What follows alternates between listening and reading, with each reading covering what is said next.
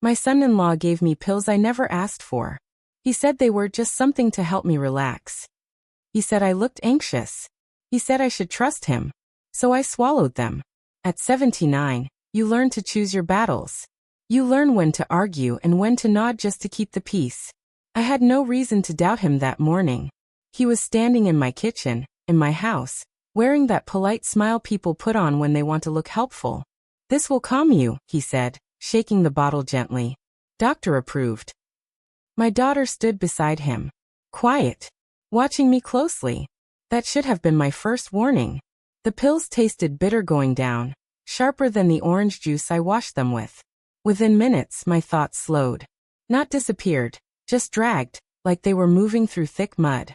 My hands felt heavier than usual. The room didn't spin, but it softened, as if someone had dimmed the lights inside my head. I didn't like that feeling. "I think I'll lie down," I said. "No need," my son-in-law replied quickly. Too quickly. "Just sit. We wanted to go over a few things with you." That's when he placed the papers on the table. Thick papers. Clean. Crisp. Legal.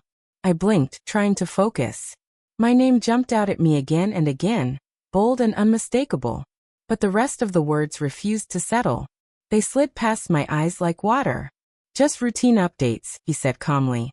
"Nothing you need to worry about." My daughter leaned closer. "It's just to help us help you, Mom." Help you. People say that phrase right before they take something. "Sign here," my son-in-law said, tapping the page with his finger. "And here." I tried to read. I really did. But the pills had made my mind slow in a way that terrified me. I wasn't confused. I was trapped inside my own body, watching myself struggle to keep up. My hand shook as I picked up the pen. "Thumbprint here," he added softly, sliding the ink pad toward me like this was normal. Like this happened every day. Something inside me screamed that it wasn't. I wanted to stop. I wanted to ask questions. I wanted to tell them to leave my house. But my tongue felt thick. My body didn't respond the way it should have. That's when I understood what those pills were really for. They weren't to calm me. They were to slow me down just enough so I couldn't fight back. My daughter didn't stop him. She didn't say a word. She just watched as her husband guided my hand, patient and careful, like he was handling something fragile he didn't actually respect. When it was over, he gathered the papers neatly, smiled, and said, "There. That wasn't so hard, was it?" I didn't answer. They helped me to bed like I was a child. My daughter brushed my hair back and told me to rest.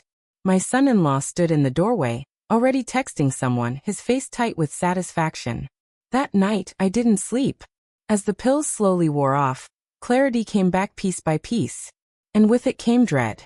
I knew something had been taken from me. The next morning, my head ached, but my mind was clear enough to search. I found the folder tucked into a drawer I never use. That's when I saw it. The truth. My house, my home, had been signed over. Not sold. Not discussed. Signed. While I was drugged. My legs gave out. And I sat down hard on the bed. I didn't cry. I didn't scream.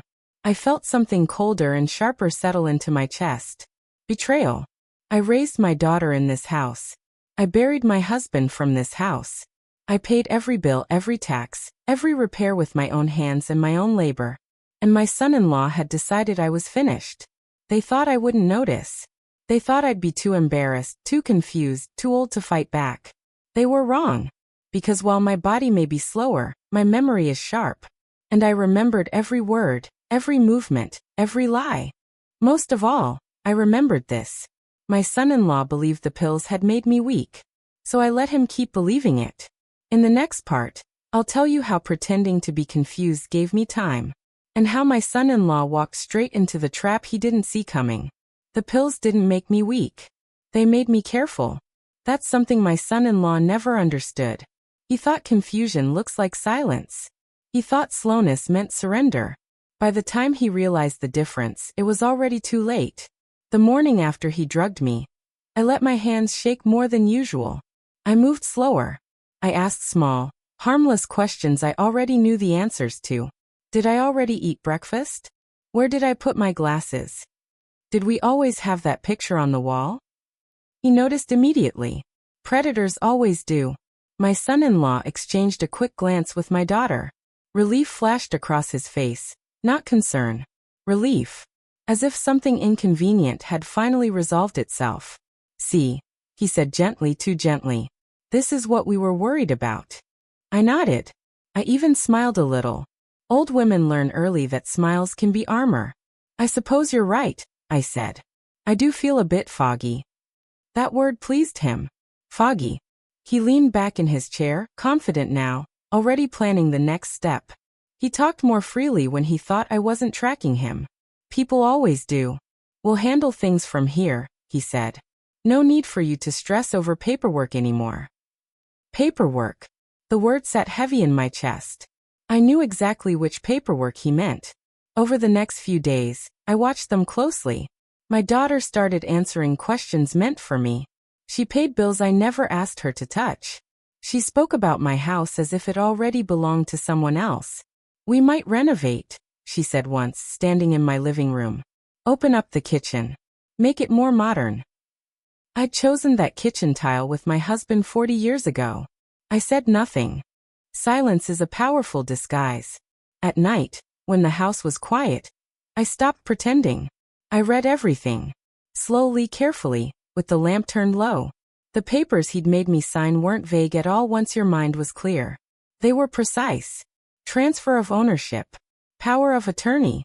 Consent documents signed under sound mind. That last part made my hands curl into fists. Sound mind. He'd drugged me and still had the nerve to write those words. I started documenting everything. Dates. Times. Pill counts. Conversations. I kept the notes where no one would look, inside an old cookbook no one had opened in years. People forget that old women are excellent record keepers. We've been managing households, budgets, and secrets long before anyone gave us credit for it. One afternoon, my son-in-law brought new pills. These will help more, he said casually, setting them beside my tea. I looked at them, then at him. Do they make you sleepy? I asked. He smiled. They help you rest. I don't want to sleep all the time, I said softly. That annoyed him. I saw it in the tightness around his mouth. You don't want to feel overwhelmed either, he replied.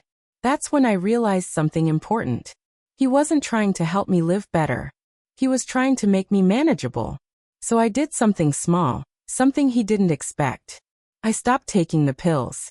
I hid them, counted them, let the bottle look untouched while my mind stayed sharp.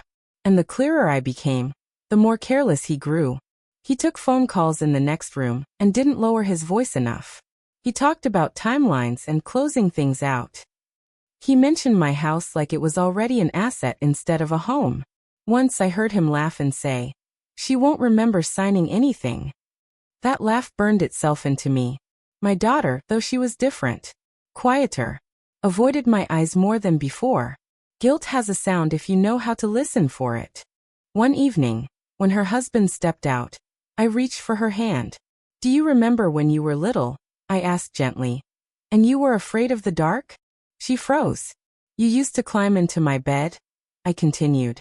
"You trusted me to protect you." Her eyes filled before she could stop them. "Mom," she whispered. I squeezed her fingers. "I'm still here." That was the first crack. She didn't confess. Not yet. But something shifted. She started watching her husband the way I did. Quietly, carefully. That night, alone in my room, I made a decision. I wasn't going to confront him. I wasn't going to yell. I wasn't going to beg. I was going to let him expose himself. Because men like him always do when they think they've already won. In the next part, I'll tell you how my son-in-law's confidence turned into greed. And how greed made him sloppy enough to destroy himself. Greed has a sound. It's not loud. It doesn't shout. It whispers, "I deserve this." Once my son-in-law believed the pills had softened my mind, he stopped pretending. That's the danger point. When people think you're powerless, they reveal themselves without fear. He started calling the house the property. "Not your home, not Mom's place. The property needs updating," he said one afternoon, pacing through my living room like an inspector. "It'll increase the value." Value. That word again. I sat in my chair, hands folded, eyes lowered, playing my part. I nodded when he spoke. I asked him to repeat things. I let my voice sound uncertain. Inside, I was counting every lie. He began bringing strangers into my home.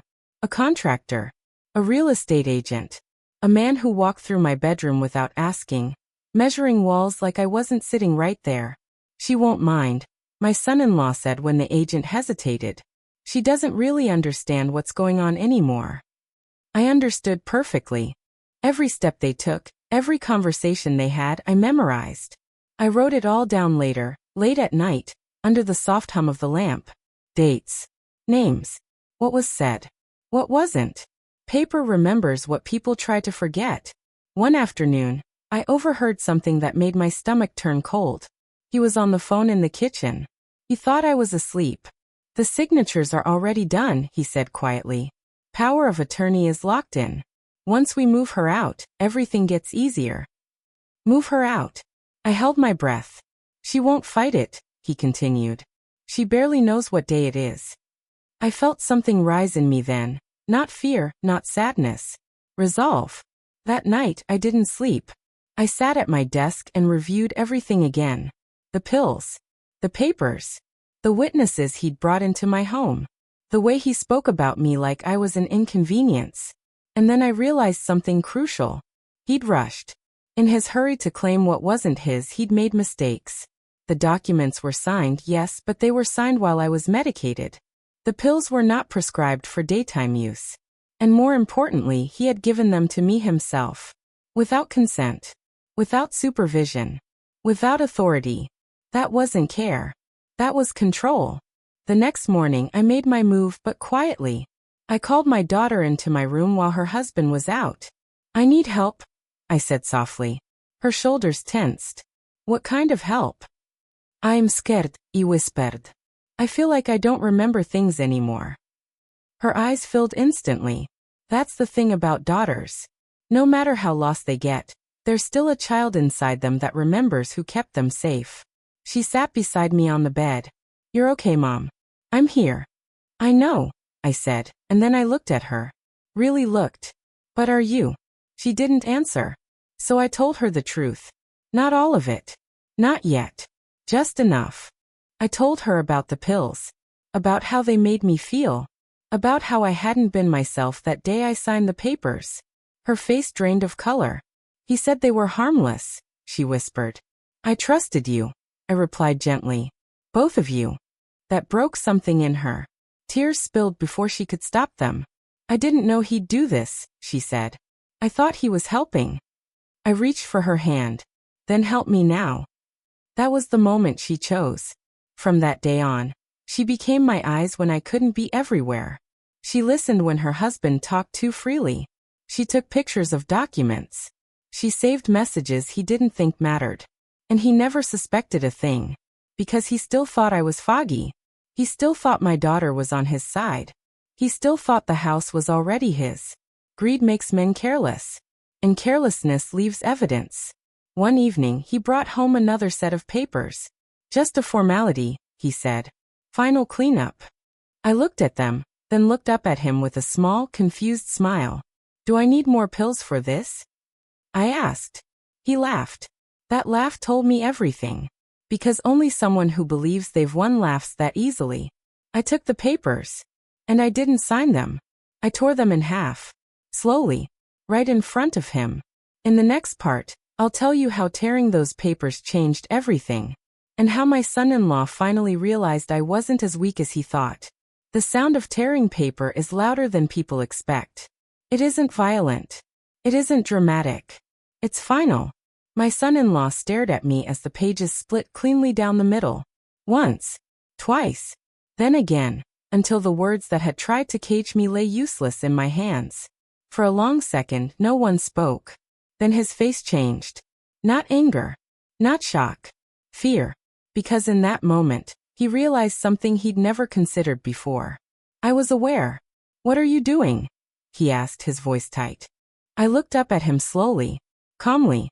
The way you look at someone who has underestimated you for far too long. I don't remember agreeing to this, I said. Do you? My daughter stood frozen near the doorway. Her eyes darted between us, her breath shallow. You already signed everything, he snapped, recovering fast. These don't matter. Oh, they do, I replied. Because these ones you brought today prove something. He frowned. Prove what? That you're still trying. Silence filled the room. He reached for the papers, but I pulled my hands back. My fingers didn't shake this time. I was fully present. Fully awake. You drugged me, I said quietly. And now you're rushing. My daughter gasped. That's not what happened, he said quickly, turning to her. You know that. She didn't answer. I stood up, slow but steady. You gave me pills that weren't meant to be taken the way you used them. And you used them to get my signature. His jaw tightened. You don't know what you're talking about. I know exactly what I'm talking about, I said. And now so does she. I turned to my daughter. Tell him what you found. Her hands trembled as she pulled her phone from her pocket. She showed him screenshots. Messages. Notes. Photos of pill bottles. Dates he didn't think mattered. His face drained of color. You went through my phone? He hissed. I protected my mother, she replied. Her voice broke, but it didn't disappear. For the first time since this began, he lost control. This was for all of us, he shouted. You think that house is doing her any good? She can't even. Stop, I said sharply. He did. I raised her. I continued, nodding toward my daughter. I buried my husband in that house. I earned every inch of it. You don't get to decide when I'm finished. His breathing was heavy now. Unsteady. You don't have proof, he said finally. You don't have anything solid. I smiled. That scared him more than anger ever could. Oh, I said softly. We do. I walked to my desk and opened the drawer. Inside was everything. My notes. My timelines. The pills. The torn documents. Copies of the originals he thought I'd never see again. I laid them out one by one. Paper remembers. My daughter stepped closer to me. Not to him. That's when he understood what he'd really lost. Not the house. Control. This isn't over, he muttered. No, I agreed. It's just beginning. He stormed out, slamming the door so hard the windows rattled. The house fell quiet. My daughter collapsed into the chair beside me, tears finally spilling free. I'm so sorry, she whispered. I didn't see it. I placed my hand over hers. You see it now. That night we didn't sleep much. We talked. We cried. We planned. Because exposure doesn't happen by accident. It happens by preparation. In the next part, I'll tell you how my daughter and I took everything we collected and walked straight into the place he thought we'd never dare go. The next morning, my daughter and I left the house together. That may not sound like much, but for weeks, she had walked behind her husband. Quiet, uncertain, apologetic. That day, she walked beside me. Shoulders straight. Eyes forward. We didn't tell him where we were going. We didn't owe him that anymore. The building was quiet and cold, all glass and gray walls. The kind of place people think twice about entering when they're scared. But fear changes shape when you've already lost something precious. We sat across from a woman who listened more than she spoke. I liked her immediately. Start from the beginning, she said. So I did. I told her about the pills. About the fog. About the signatures I didn't remember giving. About waking up in my own house and realizing it no longer legally belonged to me. I told her about my son-in-law's patience. How gentle he'd been. How careful. People think crimes are loud, I said. But the quiet ones do the most damage. She nodded. Then my daughter spoke. Her voice shook at first, but it didn't stop. She talked about the phone call she overheard. The way her husband spoke about me when he thought no one was listening. The messages he sent. The timeline he bragged about. She handed over the evidence. The woman reviewed it carefully. Slowly. Then she looked up. This is serious, she said. And it's not just unethical. It's illegal. My daughter exhaled sharply, like she'd been holding her breath for months. What happens now? She asked. The woman folded her hands. Now we document everything officially. And we protect your mother. Protect. I hadn't heard that word used for me in a long time. Over the next few days, the truth gathered weight. Statements were taken. Medical records were requested. The pills were examined. The signatures were compared. Turns out, signatures tell stories too, especially when hands are unsteady for reasons that weren't natural. My son-in-law started calling. At first, it was casual. Where are you guys? We should talk. Then it became sharp. You're overreacting. This is unnecessary. Finally, it turned desperate. You're making a mistake. I didn't answer a single call. That silence ate at him. I could feel it.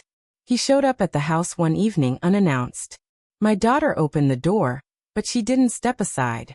We need to fix this, he said, eyes darting past her toward me.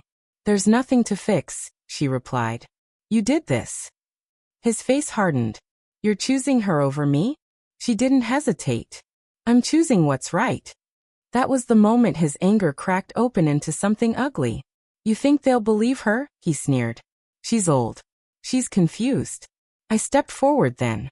No, I said calmly. I was drugged. The word landed heavy in the room. He laughed nervously. That's ridiculous. Is it? I asked. Because I remember everything now. He left after that. Not shouting. Not slamming doors. Running. Because when lies start collapsing, the liars always run first. A week later, the house felt different. Lighter. Like it was breathing again. But this wasn't over. Not yet. Justice doesn't rush. It gathers. And my son-in-law was about to learn something he never imagined. That the woman he tried to silence had found her voice. In the next part, I'll tell you what happened when the truth finally reached his workplace. And how the world he built on lies began to fall apart. My son-in-law thought the problem was contained. He believed everything he'd done lived inside my walls. Inside my age, my silence, my supposed confusion. He never imagined the truth would walk out the front door on steady legs. But lies don't stay where you leave them. They travel. The first call came on a Thursday afternoon. My daughter answered it while I sat nearby, knitting slowly, pretending not to listen. Her face changed as she spoke. Color drained, then returned stronger. When she hung up, she looked at me. That was his office. I didn't ask why. I already knew. The woman we'd spoken to, the one who listened, had done exactly what she promised. She'd followed procedure. She'd sent records. She'd asked questions my son-in-law couldn't answer without contradicting himself. Turns out, companies don't like employees who exploit the elderly.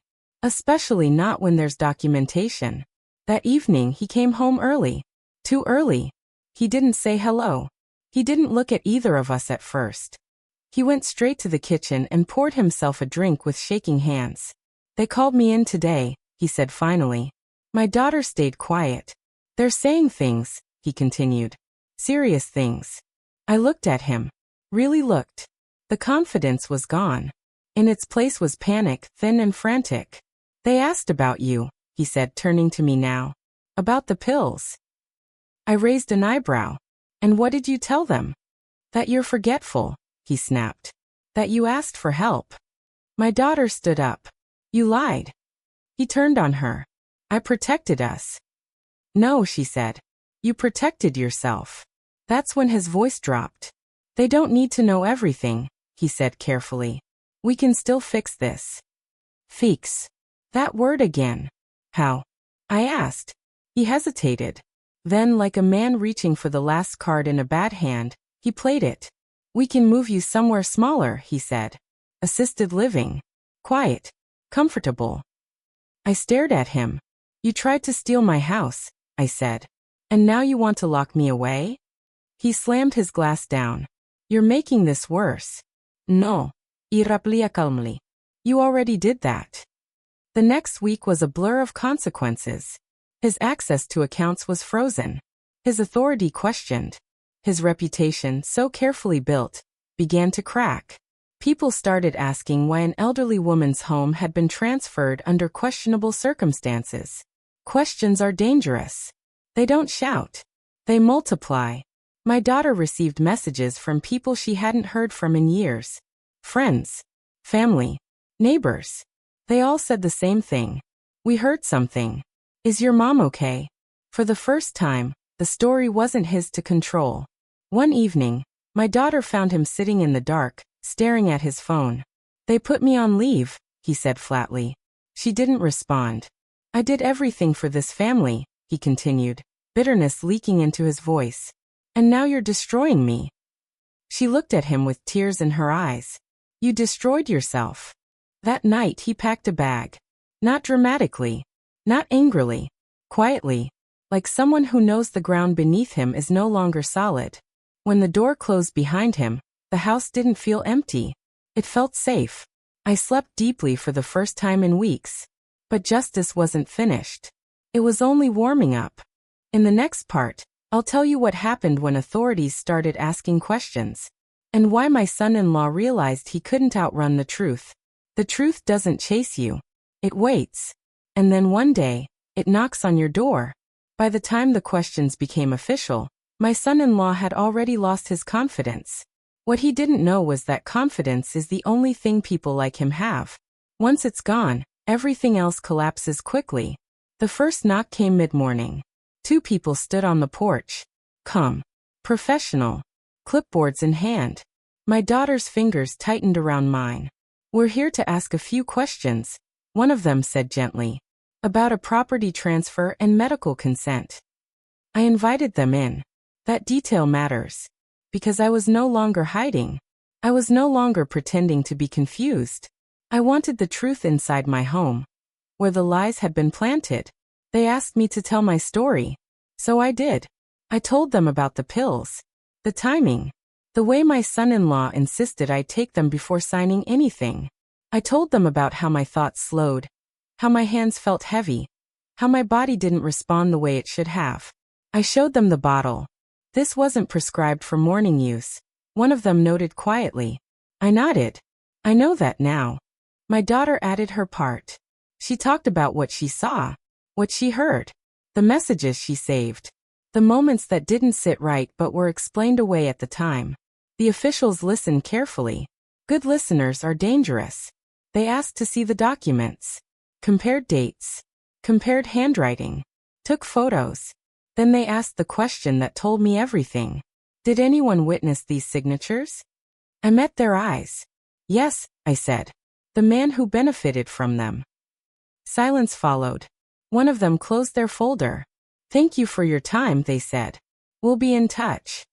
After they left, my daughter sat down heavily. Is that it? For now, I replied. But now he knows. She was right.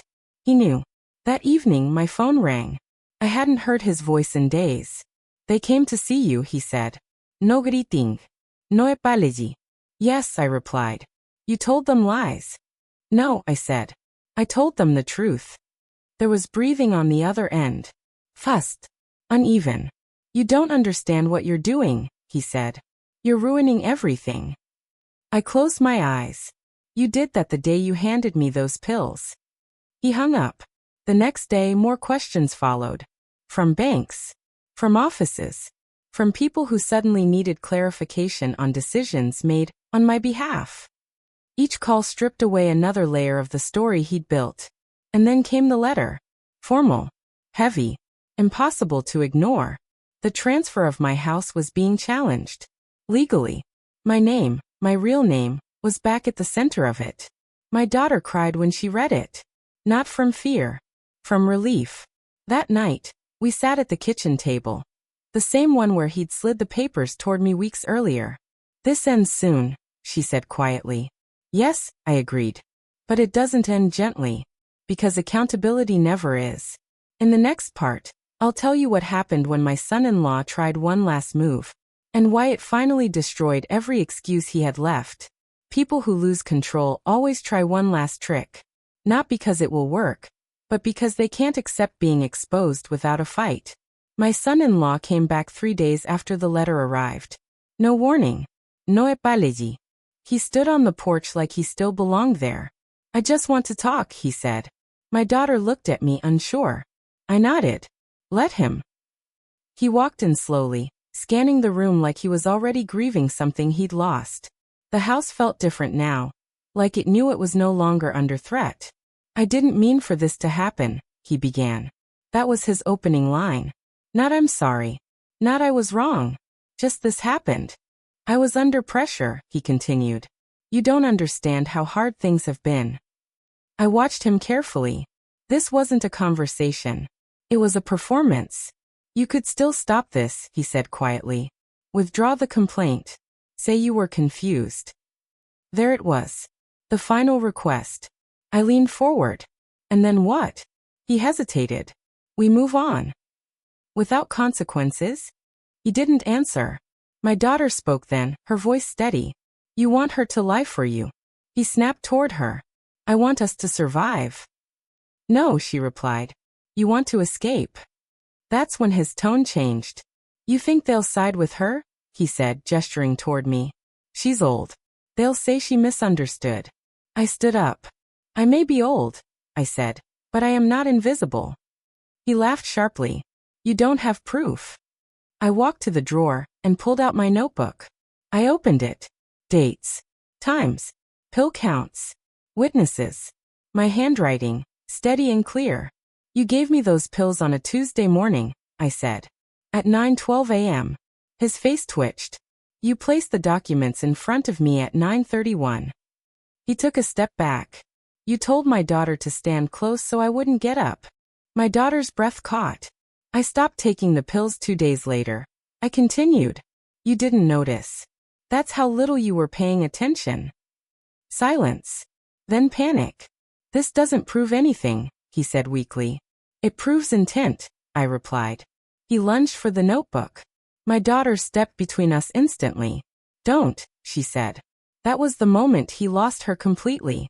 He stared at her like he didn't recognize her. You're choosing her, he whispered.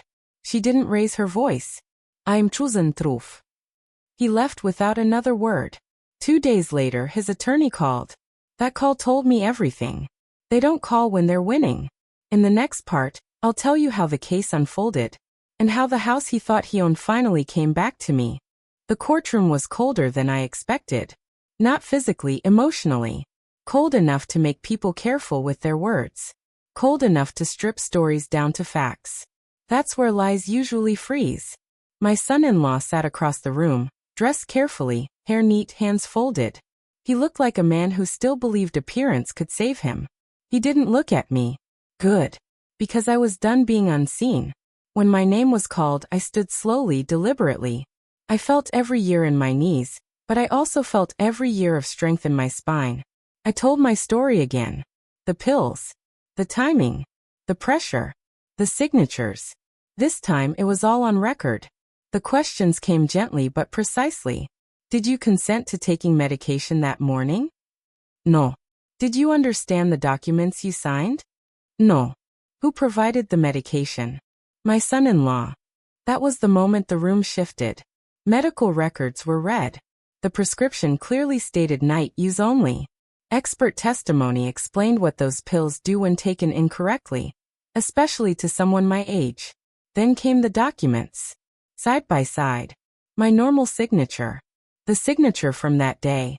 One confident. One hesitant. Paper remembers. My daughter testified too. Her voice shook once, but only once. She told them how she trusted her husband. How she'd ignored small warnings because love sometimes makes people quiet. I was wrong, she said. And I'm correcting it. My son-in-law's attorney tried once, just once, to suggest I was confused. The judge shut it down immediately.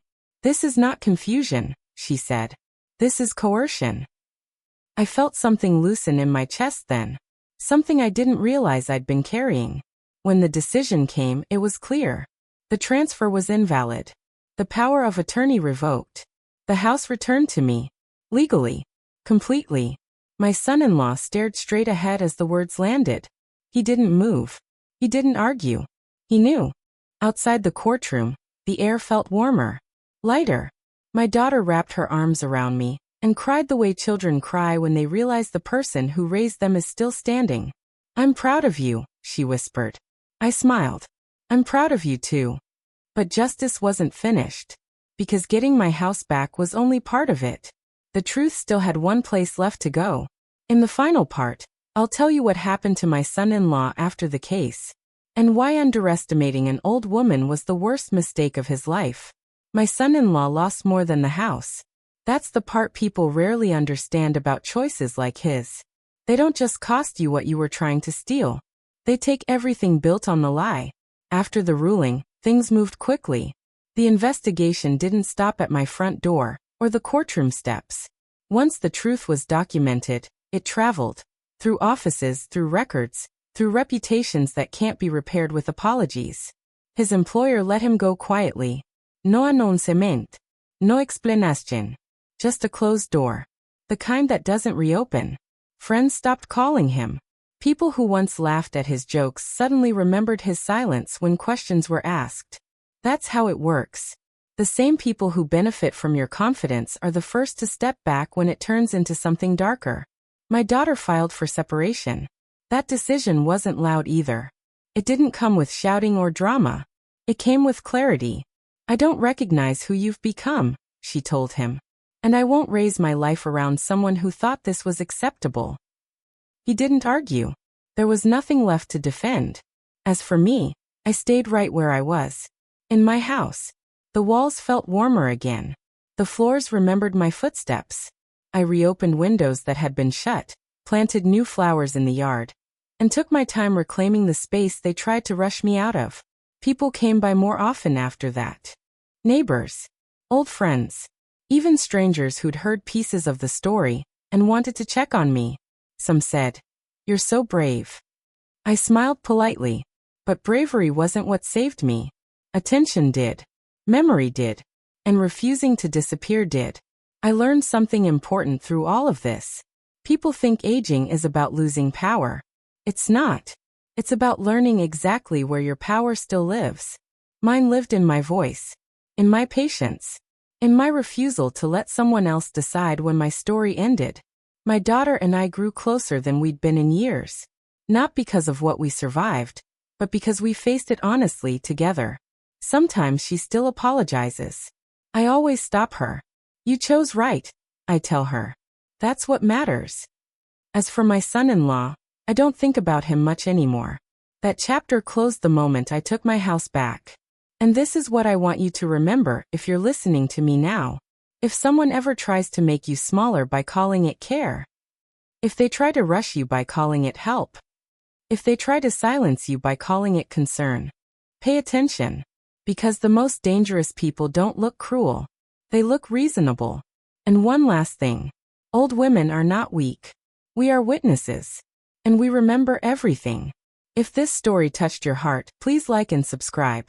You never know who needs to hear this next.